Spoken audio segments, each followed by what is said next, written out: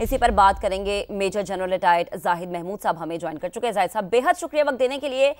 दुश्मन भारत है, ये सबको पता है, और खित्ते में दहशतगर्दी फैलाने से बाज नहीं आ रहा। क्या कहेंगे आप? इस दफा जो टारगेट है वो मासूम बच्चे हैं।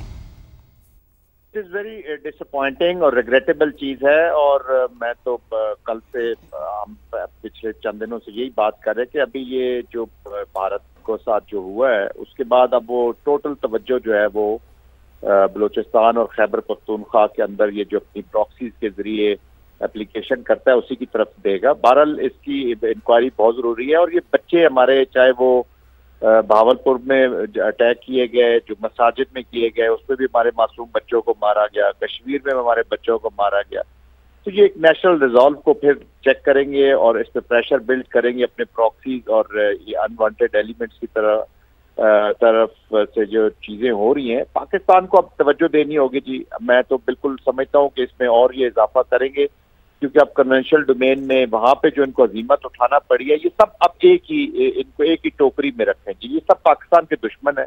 This is a collective application. अब इनको अलग करने की कोई जरूरत नहीं है। बलोचिस्तान के अंदर सीरियस काइनेटिक ऑपरेशन का वक्त आ गया है। मैं हमेशा यही कहता हूँ कि आप चंद जिलों से शुरू करें और इसमें काइनेटिक हो, चाहे इकोनॉमिक हो, सोशल हो, और इनको कैफरे किरदार तक पहुंचाना चाहिए। इनके अबेटर, इनके सपोर्टर, इनके हैंडलर।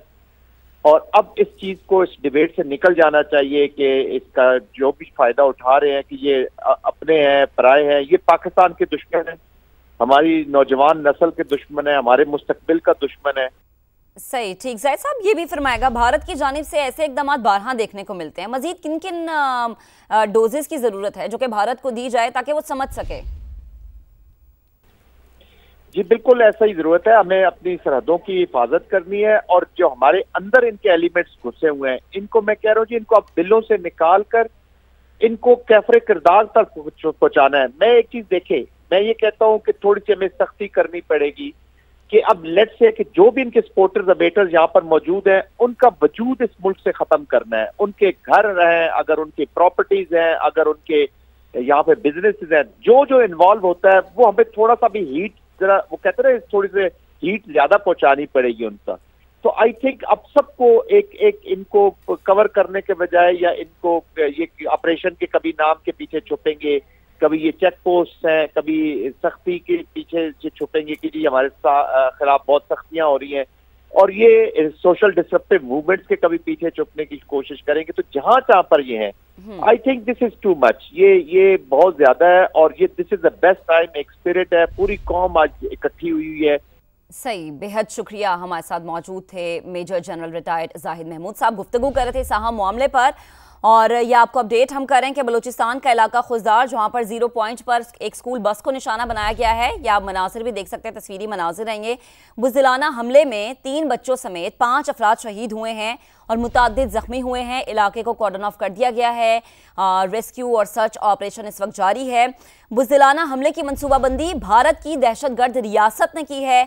ISPR का ऐसा बताना है कि हमला बलूचिस्तान में मौजूद भारत के आलाकार दहशतगर्दों ने किया है, और जंग में शिकस्त के बाद भारत ने बुज़दिलाना कार्रवाइयां शुरू कर दी हैं।